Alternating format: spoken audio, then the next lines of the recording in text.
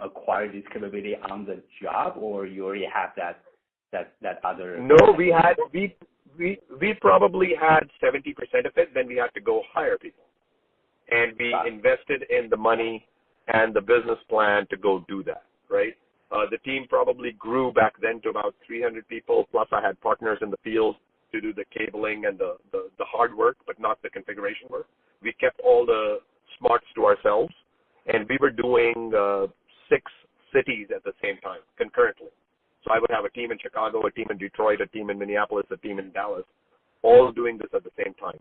And we standardized on the design, which allowed us to move the teams around in a much more efficient fashion, right?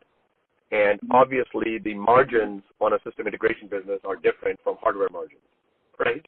So we had to build a business plan to make sure that it was still accretive to Cisco, and we were able to do that.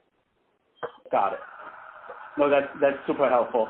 I noticed that the end-to-end solution that we were talking about, it basically are all, the CMTS all the way to the edge where you have the modems and the routers and the set-top boxes.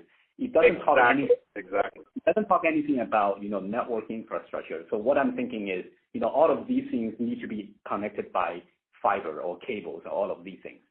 And would that be important, or would you say that would be an attractive addition to the end-to-end solution if say one company, let's say Cisco, could also provide, the cables and lay the groundwork and all of these things on the connectivity side, patch all of these together? No. I would. My first answer would be a hard no. The reason is the cable companies know how to dig up streets and string wires and get them to the home, and they have labor forces that are like unionized that do this. In fact, when I was working inside the CEO of a large MSO, I had to stop right where my router terminated. They had to provide me the fiber or the coax that I would plug into my router. I could not even do that part of the wiring because their labor laws allow only them and their people to do it.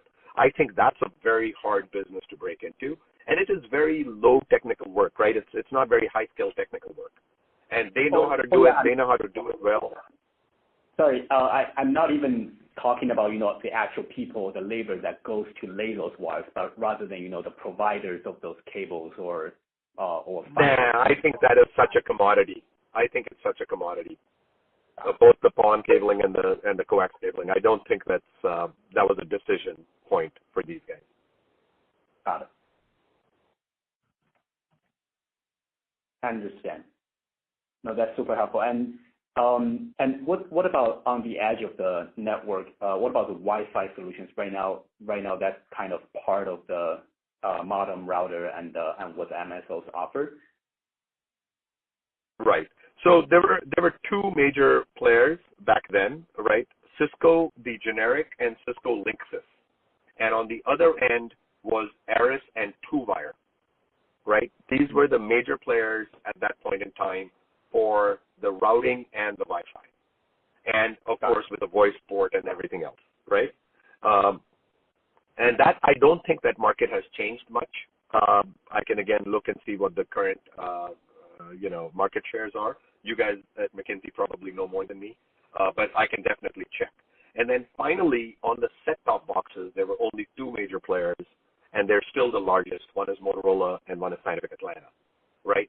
And that is the one that where your video is stored and you switch your channels and you've got your remote controls and your TVs in multiple rooms, right?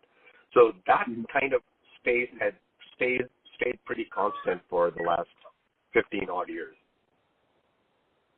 If there are new players there, I will have to go look. Got it. And just in the space of, the core network, talking about, products like CCAP, CMTS, and all of these access technologies, where Cisco has 70% of the market share, do you see any technological disruption that's coming up in the future in this space?